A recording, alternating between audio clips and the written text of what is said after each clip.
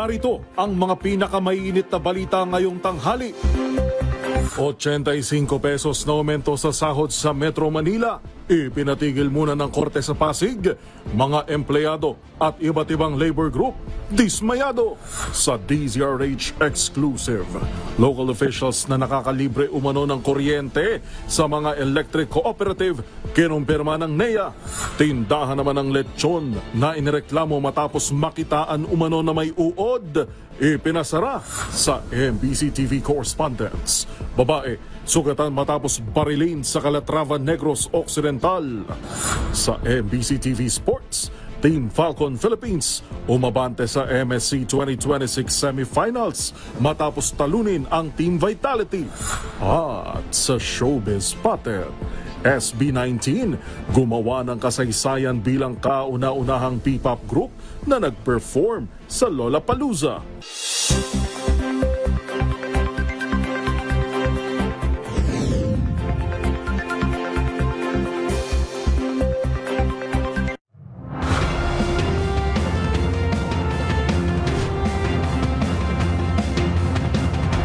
Bawat balita, makabuluhan. Bawat kwento, makapangyarihan. Boses ng Pilipino para sa Pilipino. Live mula sa MBC TV Studio. MBC TV Network News.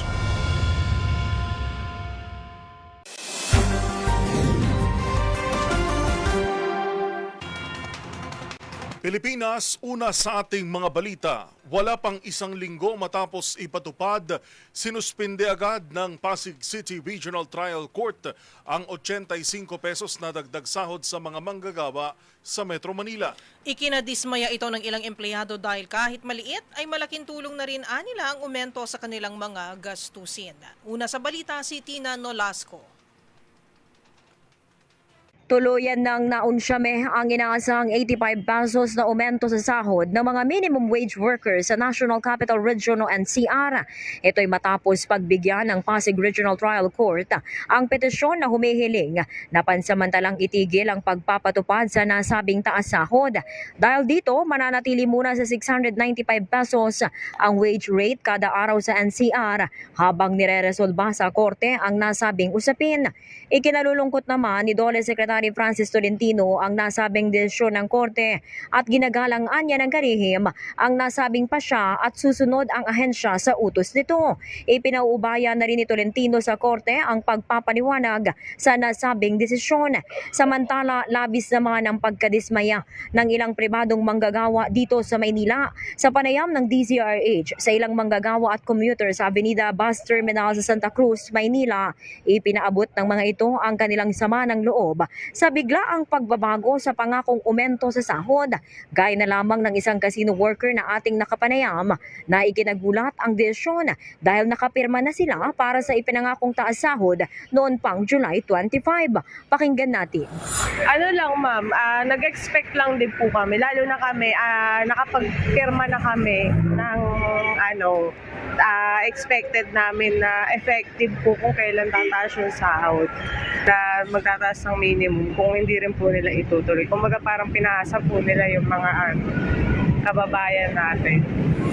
Nangihinayang din ang isang BPO worker dahil malaking tulong sana anya ang karagdagang kita para sa mga minimum wage earners sa gitna ng mataas na bilihin. Kahit nasa private sector ako kasi parang sa mga manggagawa na kailangan po kasi ngayon dahil sa taas ng bilihin. Para sa akin is malaking tulong po yun. Kung hindi po nila itutuloy yun, mas marami pong magugutom para lang po sa akin. You know? Samantala, lumalabas naman sa ating mga panayam na may ilang mga manggagawa pa rin gaya ng ilang factory worker at empleyado sa construction industry na ating nakapanayam ang hindi pa alam na naunsyame ang inaasahan nilang dagdag sahod. Para sa MBC TV Network News, ito si RH9 Tina Nolasco ng DZRH, una sa Pilipinas, una sa Pilipino.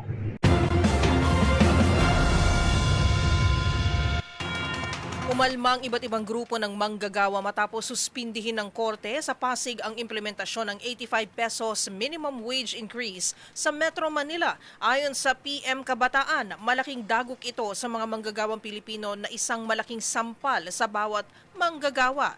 Tinawag ni Jerome Adonis, chairperson ng Kilusang Mayo 1 o KMU, na isang malaking pang-aalipusta sa mga manggagawa ang pagpigil sa pagpapatupad ng wage hike. Anya, maliit na halaga lamang ang 85 pesos na dagdag sahod at hindi pa ito sapat upang matugunan ng patuloy na pagtaas ng presyo sa mga pangunahing bilihin. Iginiit ng mga labor group na hindi na sapat ang 85 pesos na dagdag sahod upang matugunan ang tumataas na gastusin sa pagkain, pamasahe, upa, kuryente at iba pang pangunahing pangangailangan. Nanawagan din ng mga grupo sa pamahalaan na tiyaking maipatutupad ang wage increase at isulong ang mas makatarungang sahod para sa mga manggagawang Pilipino.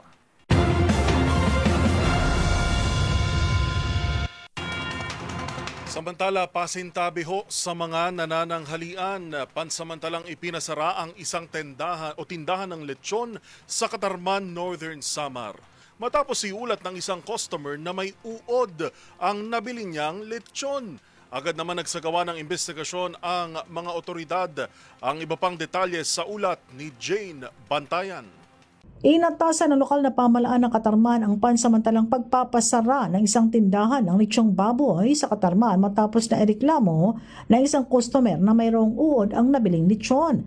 Nagkaroon naman agad ng investigasyon ang mga nakatukang opisina ng gobyerno. Paliwanag dito ni Doc Ben Moreno ng LGU Met Inspection Service. Pangunahing dahilan nito, improper handling. Nakatiwangwang lamang ang display ng lechon, sanhin ang cross-contamination at ang langaw diretso agad sa lechon. Poor sanitation, maduming mga utensils na ginagamit, temperature abuse, 5 degree to 60 degree ang danger zone at asahan daw ang pagkakaroon ng bakterya. Nilinaw ng opisina, delikado ito sa kalusugan, maaari ang food poisoning. Agad naman na pinuntahan ang inireklamong tindahan at nagsagawa agad ng pag-iimbestiga. Agad naman ipinag-utos sa lokal na pamahalaan ng Katarman ang pansamantalang pagpapasara nito habang isinasagawa pa ang pag-iimbestiga. Mula sa MBC TV Network News, RH34 Jane Galit Bantayan ng DZRH, una sa Pilipinas, una sa Pilipino.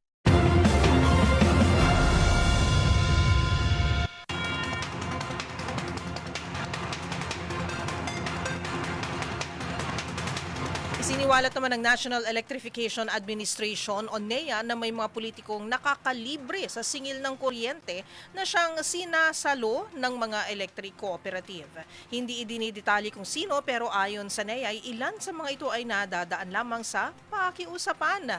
Ang buong detalye tinutukan ni Kyle Bulyas. Inamin mismo ng National Electrification Administration na may mga politikong nakakalibre umano ng kuryente at sinasalo ito ng mga electric cooperative. Ayon kay NEA Administrator Antonio Mariano Almeda, ang mga hindi nabayarang kuryente ay napupunta naman sa system loss na siyang pinapasa ng mga ordinaryong mamamayan. Ito ang dahilan kung bakit umaabot sa 19% ang system loss charge sa mga kooperatiba sa mga probinsya. Well, I have to admit, meron talagang ganon. At madalas, Anthony, ako na nakikipag-usap dun sa mga politikong ganyan. Mm-hmm. At in-explica ko naman sa kanila na masyadong pabigat sa electric cooperative yan. At may mga electric cooperative naman na hihikayat yung mga politiko magbayad. Hindi na idinetalye pa ni Almeda kung sino ang mga opisyal na ito, pero ayon sa kanya, ilan sa kanila ay nadadaan umano sa pakiusapan. Nang tanongin naman si Almeda kung may plano ba silang idemanda ang mga tinutukoy nitong opisyal ng pamahalaan na nakakalibre umano ng kuryente, Well, actually, wala naman tayong magagawa. Kung merong outstanding at di binabayaran, puputulan natin ng kuryente. matatanda ang binanggit ni Pangulong Bongbong Marcos sa kanyang ikalimang SONA na dapat ang alisin ang system loss charge para mapababa na ang bill sa kuryente ng mga Pilipino. Ayon kay Almeda, isa itong magandang simula at may tuturing aniyang isang wake-up call para sa mga kooperatiba. Pero iginiit din ito na dapat pa rin itong pag-aralang mabuti dahil hindi lamang umano system loss ang dahilan kung bakit mahal ang singil sa kuryente. Dapat din aniyang pag-aralan ng iba pang mga polisiya sa pakikipagtulungan sa mga nasa energy sector at ng pamahalaan. Para sa MBC TV Network News, ito si Kyle Bulyas ng DZRH, una sa Pilipinas, una sa Pilipino.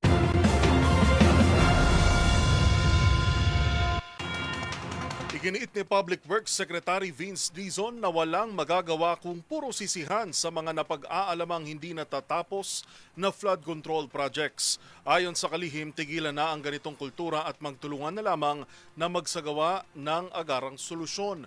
Ang iba pang detalye ihahatid ni Dustin Bayog. Walang magagawa ang paninisi sa pagresolba ng mga palpak o hindi tapos na flood control projects sa bansa.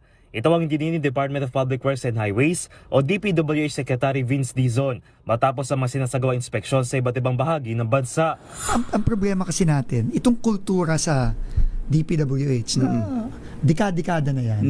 Kultura ng hindi pag-action eh. Oo, nasanay. Kultura ng turuan eh. And syempre, kultura ng pagnanakaw eh. 'Di ba? So hindi madaling baguhin 'yun eh. So ako, kung kailangan puntahan ko ng puntahan niya, murahin ko ng murahin para lang matuto at mabago yung kultura, yun ang kailangan gawin eh. Partikular dito ang binisitang Talomo River sa Barangay Bangkal sa Davao City, kung saan 7 taon umano simula na makaranas ng pagbaha ay wala umano nangyaring development bukod sa hindi tapos sa pagpapatas ng dike upang saday humarang sa agos ng tubig sa kabila ng pagkakaroon ng budget. Bumuelta rito si Davao City 1st District Representative Paulo o Pulong Duterte na tila'y binalik ang sisi sa administrasyon. Tama naman yun, DPWH naman may kasaganan. Pero, sino ba ang naglagay ng mga pondo doon? Di ba? So, kung ang problema kasi sa atin, Katunying, Jerry, ito kaya nagagalit ang mga kababayan natin eh. Pagka may problema, ang unang ginagawa ng iba, turo dito, turo doon. Magsisisihan tayo. Turuan, magsisisihan. Para sa akin, imbes na yun ang gawin, pati na lang tayo magtulungan, di ba? Local government, national government, kongresista, mayor, kung sino man. Sa payag ni Pulong Duterte, isinantabi raw umano ng administrasyon ang kanilang flood control master plan na isinumite noong 2023. Ayon naman kay Dizon, simula 2019 ay tila walang inila na programa para sa dike ng Talomo River. Walang ganun. Walang programa. Walang programa para i-address since 2019. Gayunpaman, sinabi na rin ni Dizon na isasama na sa 2027 national budget ang sinasabing flood control master plan ng Davao City kung saan isinasampidal pa ang disenyo. Sa nilabas na bagong payag ni Pulong Duterte, nagpasalamat ito sa kalihim pero may agam-agam sa mga pangako maring hindi matupad at umaasa na hindi lang raw ito magiging isang press release. Samantala, nag-deploy na rin equipment kahapon ng DPWH upang simulan ng dredging operation sa Talomo River habang sa susunod na linggo ay sisimulan na rin ang pagpapangat sa dike ng halos 2 metro. Pagtitiyak ng kalihim ay imbestiga nila ang flood control project sa Davao City at may mga pangalang mananagot. Para sa MBC TV Network News, ito si Dustin Bayog, DZRH TV. Una sa Pilipinas, una sa Pilipino.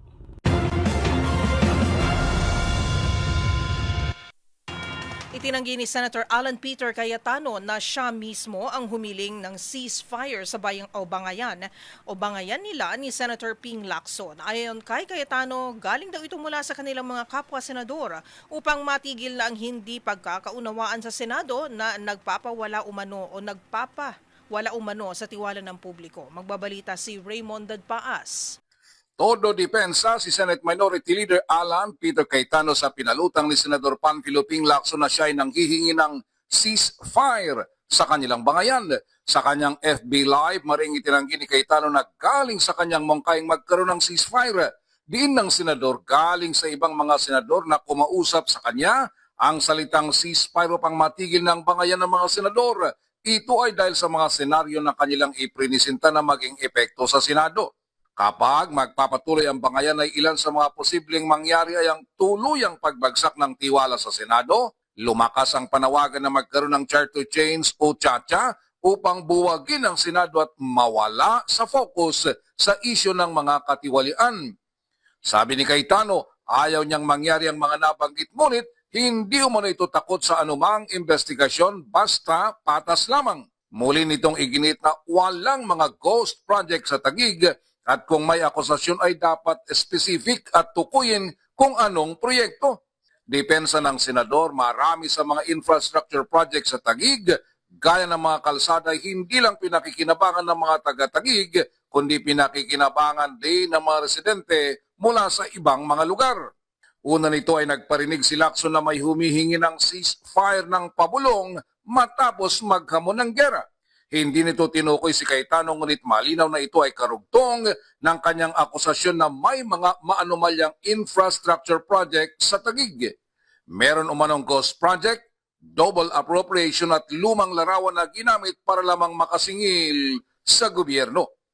Para sa MBC TV Network News, ito si Raymond Dadpas ng DZRH, una sa Pilipinas, una sa Pilipino.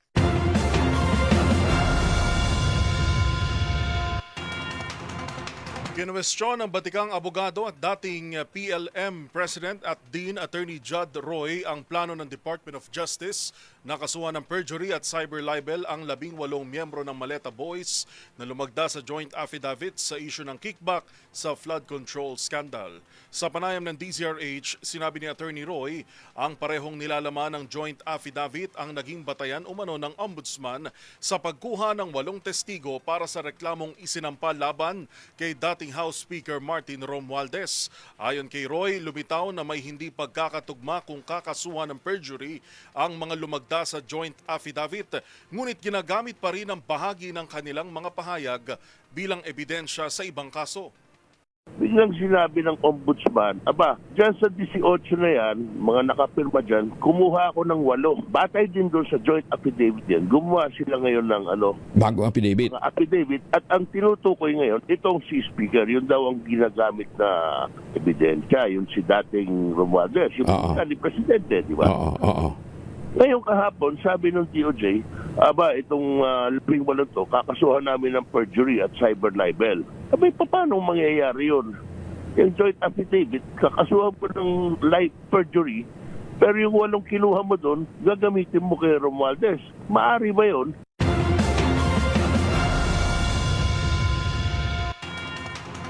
Hindi dahil sa political commentaries, kundi dahil sa utang ang nakikitang motibo sa pagpatay sa 24 anyos na pro-Marcos vlogger na si Alicia Lipata, aka Mima Alicia. Ayon kay PNP Chief Police General Jose Melencio Nartates Jr., magpartner na negosyante ang natukoy at tinutugis na posibleng utak sa krimen.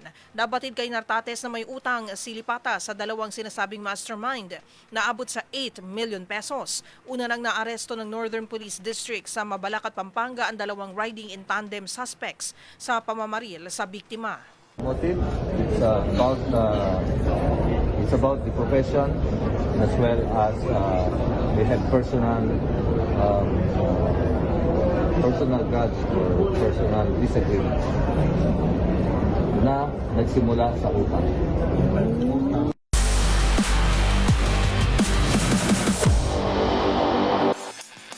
Sa mundo ng esports, pasok na sa semifinals ng MLBB Mid-Season Cup 2026 knockout stage ang Team Falcon Philippines matapos talunin ng Indonesian Team Vitality sa Paris, France. Ang naging laro tinutukan ni Matchpoint, Mili Borja.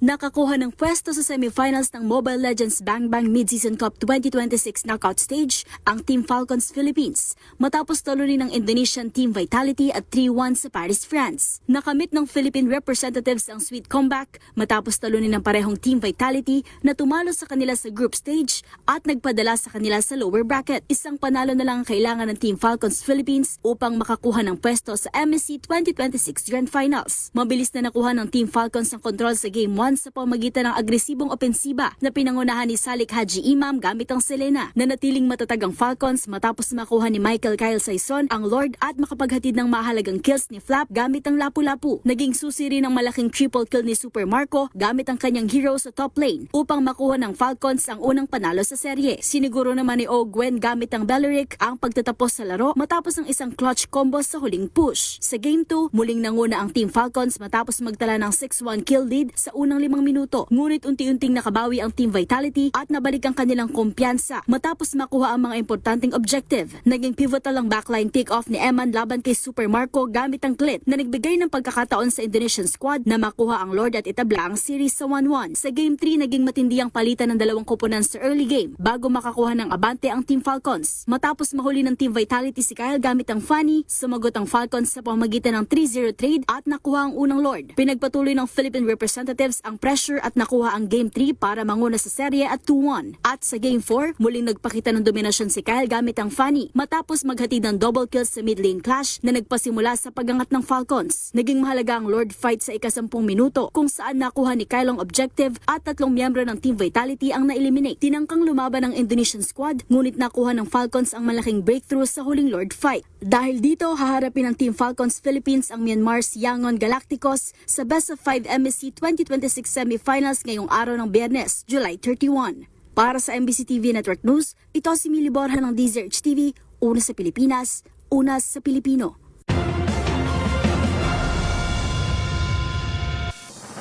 Narito ang mga balitang dapat ninyong abangan. Petisyon na ihinto ang 85 pesos na wage hike tinawag na height of corporate greed ng TUCP. Sa MBC TV Global, mga nasawi sa landslide sa China umakyat na sa 51. At sa Showbiz Spotted, Empress Shoka buntis na sa kanyang baby number 2. Lahat na yan sa pagbabalik ng MBC TV Network News.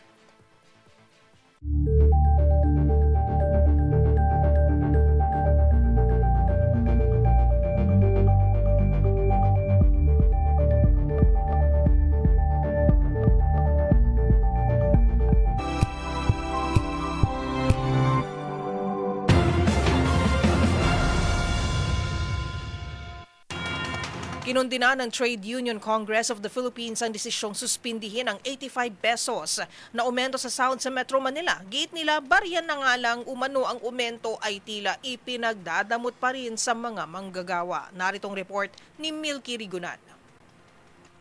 Kasuklam-suklam na barya na nga lang at tulugan pa ang ipinagaloob sa mga manggagawa, nagpetisyon pa sa korte. Reaksyon to ng Trade Union Congress of the Philippines matapos ipetisyon sa Pasig RTC na suspindihin ang implementasyon ng 85 peso daily minimum wage increase sa mga manggagawa sa Metro Manila. Ang House Deputy Speaker Raymond Democrito Mendoza ng TUCP Party List may tuturing ito na the height of corporate greed and desperation at patunay ng kawalan ng malasakit sa ating mga manggagawa. Sabi ni Mendoza, ang unang 60 pesos na dapat sana ay nasa bulsa na ng ating mga manggagawa ngayong buwan ay gusto pang bawiin sa pamagitan ng korte, gayong ang balanse na 25 pesos ay sa susunod pang taon. Gate ng TUCP, hindi dapat ipagdamot ang aumento sa sahod ng dahil lamang sa dalawang employer na malinaw na walang pakialam sa kanilang mga empleyado. Ang nagpetisyon sa korte ay ang Redicon Trading and Construction Corporation at R11 Builders Inc.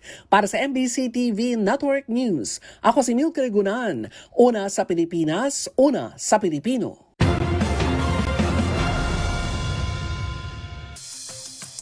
Para sa ating ulat panahon ngayong araw ng Biyernes, patuloy na binabantayan ng pag-asa ang low pressure area o LPA na nasa labas ng ating PAR. Huli itong namataan sa layong 1,195 kilometers east of Southern Luzon. Sa ngayon, maliit ang posibilidad na ito ay maging bagyo, ngunit inaasahan naman itong papasok sa ating PAR ngayong araw o bukas. Kasalukuyan namang magdadala ng maulap na panahon at mga pag-ulan ang trough o buntot nito sa malaking bahagi ng Visayas, Masbate, Caraga, Davao Region, South Cotabato at Sarangani.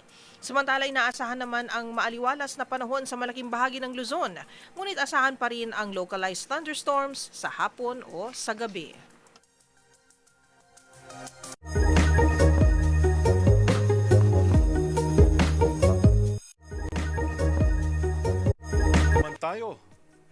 Kapag tayo ay nakakita ng isang lumang bahay, nakakatakot dahil haunted kaagad ang iisipin natin dito. Pero sa kasaysayan, dapat pala itong mas ipagmalaki, lalo na mga bahay na daan-daan taon nang nakatinag. Kaya dito sa Pilipinas, alam na this. Ano nga ba ang pinakamatandang bahay na nakatayo pa rin hanggang ngayon?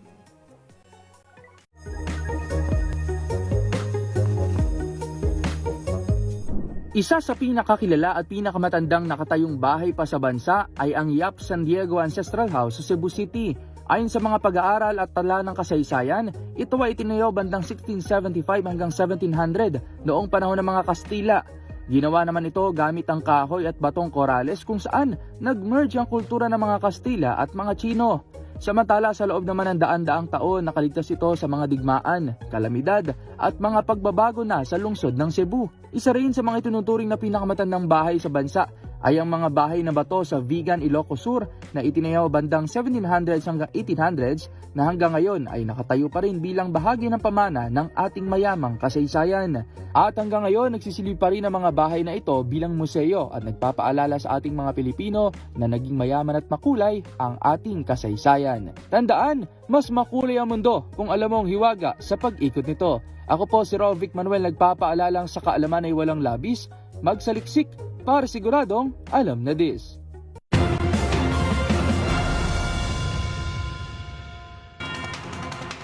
Samantala, isinumbong sa Presidential Complaint Center PCC ang bagong talagang kalihim ng Department of Health o DOH na si Jose Britanio Bricks Pujalte Jr. sa pagiging madalas umano sa mga kasino. Sa reklamong isinumite sa Presidential Complaint Center ng grupong nagpakilalang Concerned Citizens, bukod sa alegasyon ng pagsusugal, gumagamit umano si Pujalte ng alias na Luis Santos sa Okada, Manila at Luis Santos na may double S pong spelling sa Soler Resort and Casino. Ayon sa sumbong, tahasang paglabag nila ito sa PD 1869, RA 6713 at CSC Circular na nagbabawal sa opisyal na magsugal sa kasino. Paglabag din umano sa Anti-Alias Law, Article 178 ng RPC at KYC Rules ng AMLA at PAGCOR ang paggamit ng mga aliases. Gate ng grupo, nakakabahala na ang itinalagang Acting Secretary ng DOH na isang mataas na opisyal ng gobyerno at dapat ay modelo ng moralidad at integridad ay nagtatapon lang ng oras at pera sa kasino. Dahil dito ay hiniling ng grupo sa PCC na mabilis na imbestigahan ang alegasyon, ipasilip ang CCTV at VIP player logs ng dalawang kasino at patawan ng preventive suspension si Pujalte. Habang tumatakbo ang imbestigasyon, wala pang opisyal na pahayag si Secretary Pujalte hinggil sa inihaing reklamo pero bukas po ang ating himpilan para po sa kanyang panig.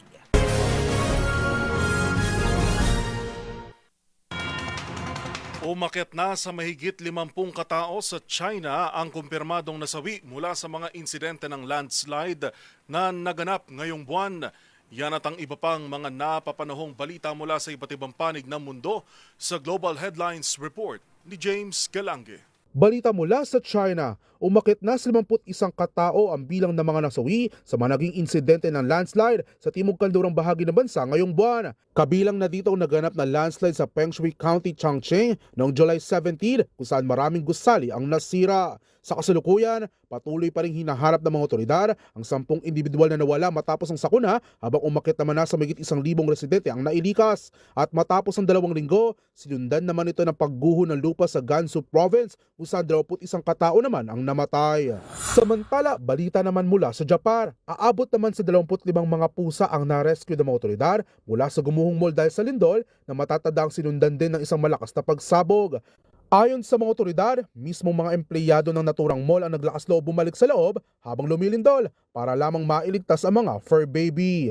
Kasalukuyang nasa maayos na kondisyon ng mga pusa habang umakit naman na sa 34 na katao ang bilang ng mga nasawi dahil sa gupit ng 7.1 magnitude earthquake. At sa iba pang balita, libo-libong migrante naman mula Morocco ang namatang sinuong at nilangoy ang mahigit 13 kilometrong dagat para tumawid patungong North African enclave ng Spain na Ceuta. Ayon sa ulat, layunin umano ng mga migrante na makarating sa teritoryo ng Europa upang maghanap ng mas magandang pagkakakitaan at magkaroon ng pagkakataong makapasok sa European Union. Ngunit ang naturang effort ay kinabahala ng Espanya kung kaya't agad din ito nagpadala ng puwersa militar sa naturang border para masigurong seguridad ng mga residenteng naninirahan doon. Nakatakda pa lamang pag-usapan ng gobyerno ng Morocco at Spain ang nangyaring insidente. At yan naman nakalap nating balita mula sa iba't ibang panig ng mundo. Para sa MBC TV Network News, ito si James Galange ng DZRH TV. Una sa Pilipinas, una sa Pilipino.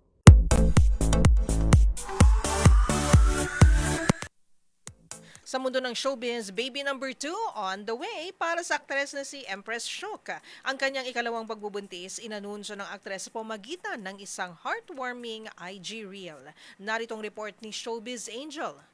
Glowing buntis ang soon-to-be mom of two na si Empress Shock. Ang aktres inanunsyo ang pagdadalang tao sa pamamagitan ng isang Instagram reel flexing her growing baby bump at kopya ng sonogram ng paparating na little bundle of joy. Kasama rin dito ni Empress ang mister na si Vino Gingona, gayon din ang kanilang 10-year-old daughter na si Athalia. Agad namang nagpaabot ng pagbati ang kanyang mga kasamahan sa showbiz. Kabilang na riyan ang preggy din ngayon na si Sheena Halili na umepek ang pa-baby tusk kay Empress. Blessing ito para sa aktres na minsan ding ibinahagi na nakaranas siya ng miscarriage higit 2 taon na ang nakalipas. Magunita na March 2021 na magpalitan ng matamis na ideas ni Empress at Vino, apo ng dating vice-presidente na si Chifisto Gingona Jr. sa pamamagitan ng isang garden wedding ceremony sa Tagaytay.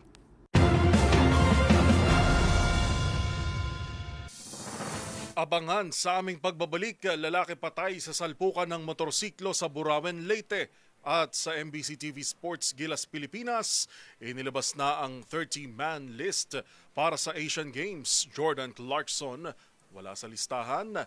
Yan at marami pang iba sa pagbabalik ng MBC TV Network News.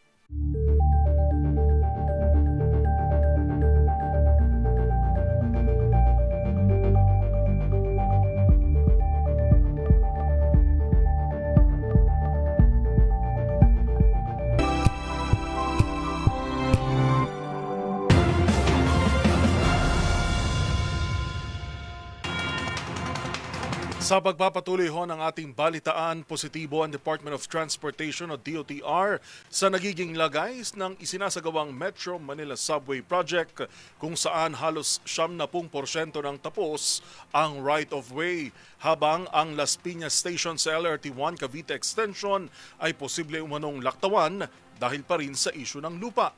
Ang buong paliwanag tinutukan ni Arnold Herrera. Malayo-layo pa man sa projected completion nito sa 2032, ibinida ni Transportation Secretary Giovanni Banoy Lopez ang tinawag nitong magandang progress sa itinatayong 33-kilometer Metro Manila Subway Project na tinatayang pakikinabangan ng higit 500,000 pasahero kada araw.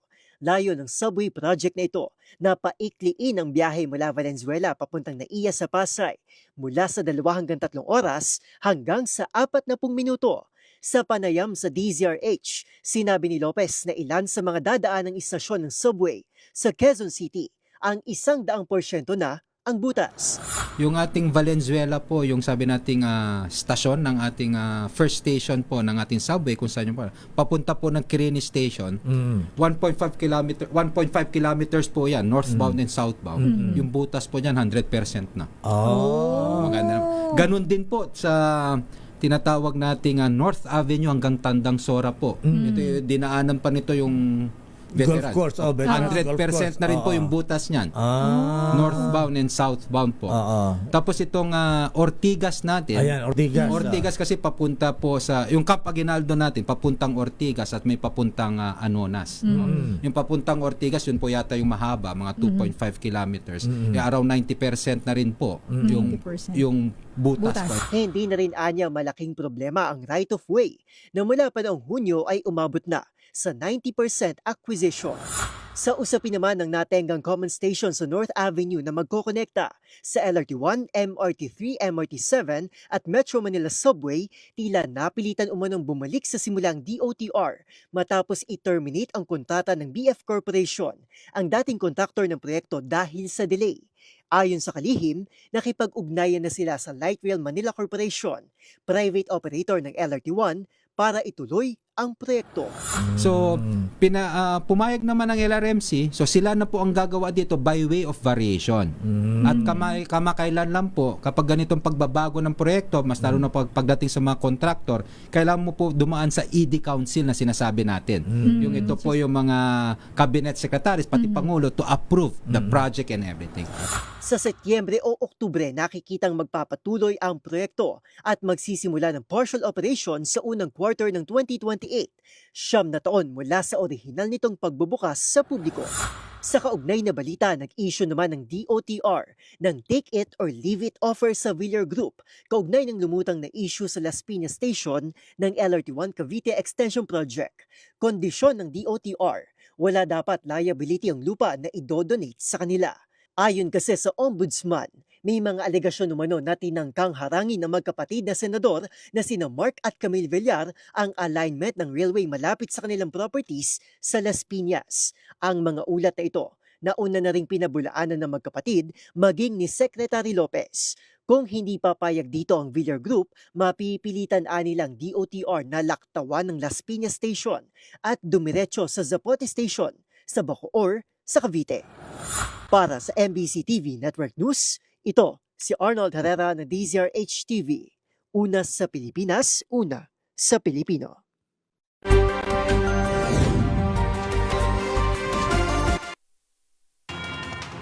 Sugatan naman sa pamamaril ng hindi pa nakikilalang mga sospek ang isang babae sa Calatrava, Negros Occidental.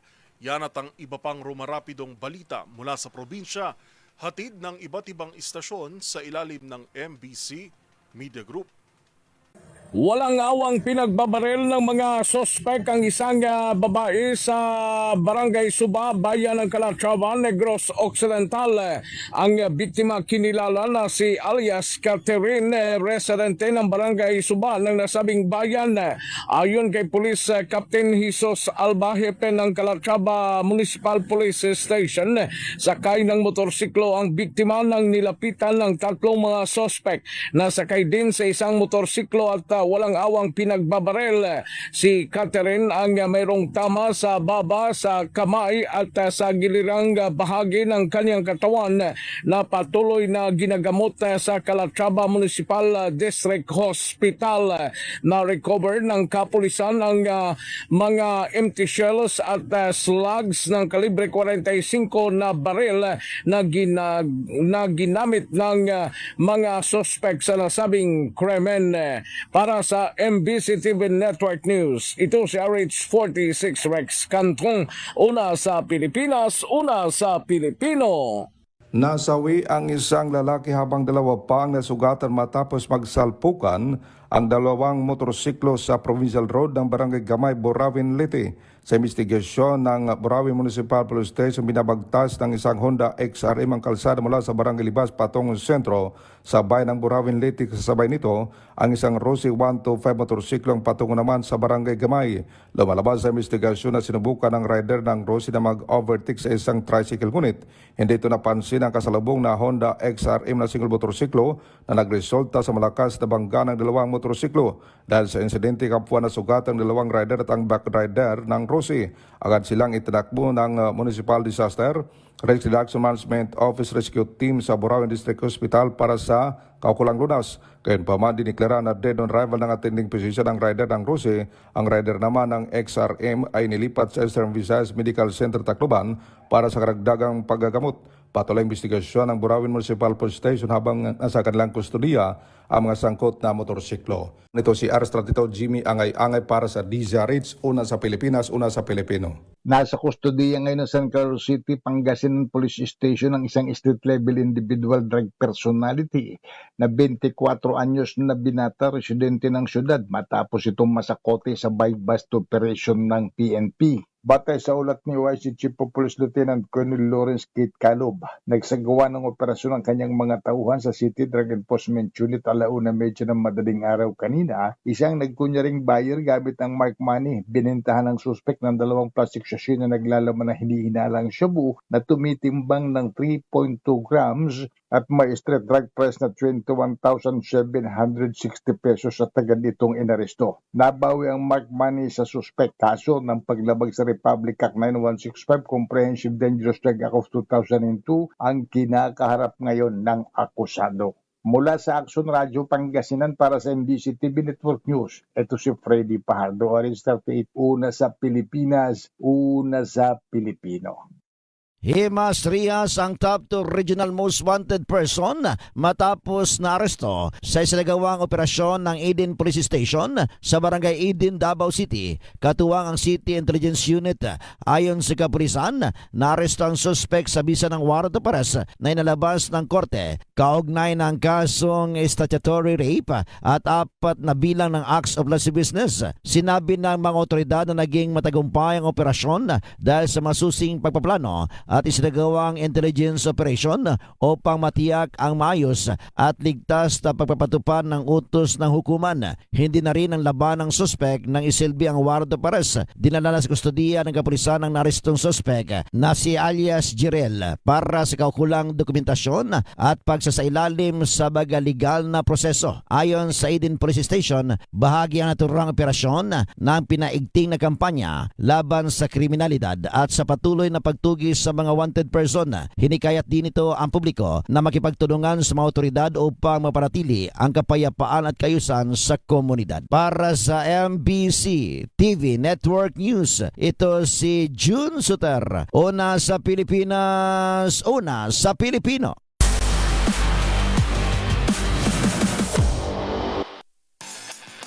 Sa mundo ng basketball, may malaking pangalan na hindi makikita sa paunang lineup ng Gilas Pilipinas para sa 20th Asian Games sa Japan, ang NBA champion na si Jordan Clarkson.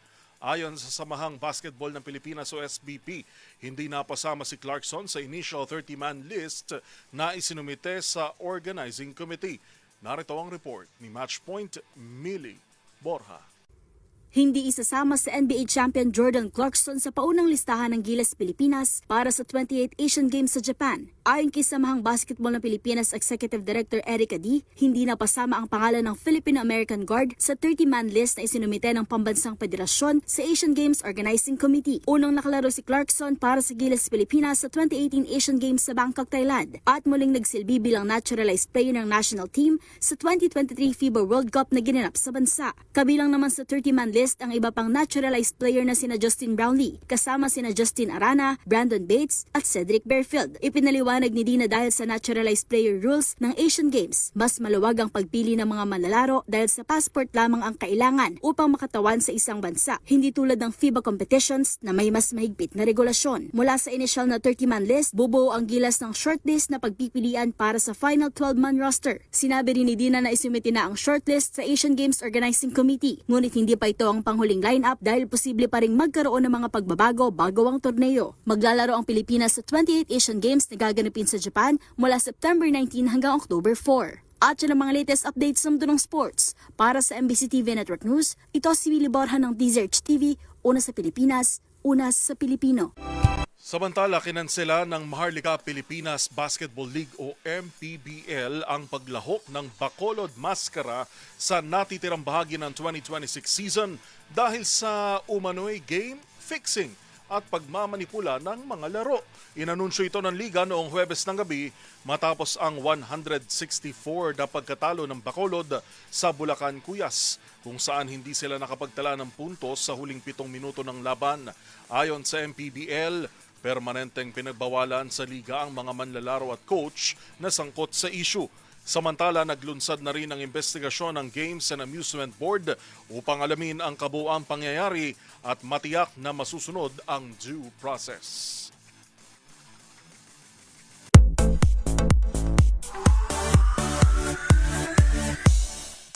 Muli na namang bumander ang husay ng Noipi sa international stage. Ito'y matapos ang makasaysayang performance ng Kings of P-Pop na SB19 sa Lollapalooza. Panoorin ang hashtag SBPalooza Moments sa report ni Showbiz Angel. Hashtag SBPalooza.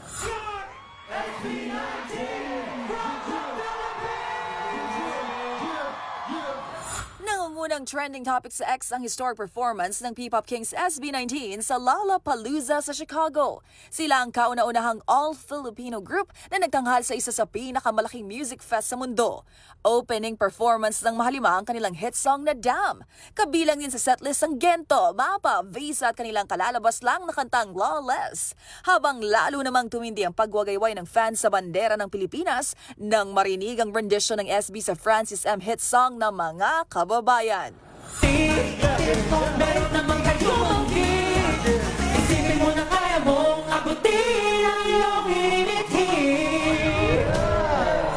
kabilang din sa highlight ng show ang pa-topless ni Stel sa Alliance Stage at nang makidungka ang Chicago Bulls mascot na si Benny the Bull.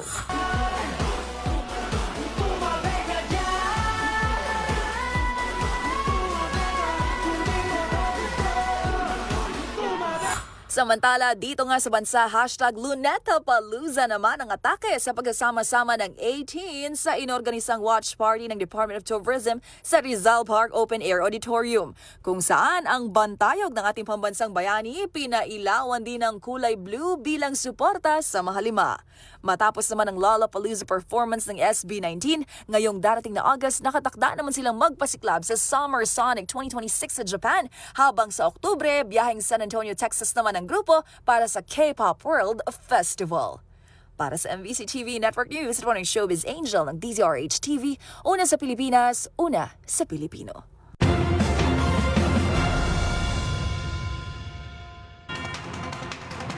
At yan po ang mga balitang aming tinutukan ngayong araw ng Biyernes. Ito po si Yuel Reyes. At ako naman po si Karen Oyong. Magkita-kita tayong muli sa susunod na linggo para sa mga balitang makabuluhan, mga kwentong makapangyarihan. Hatid pa rin ang boses ng Pilipino para sa Pilipino. Ito po ang MBC TV Network News. Una sa Pilipinas, una sa Pilipino.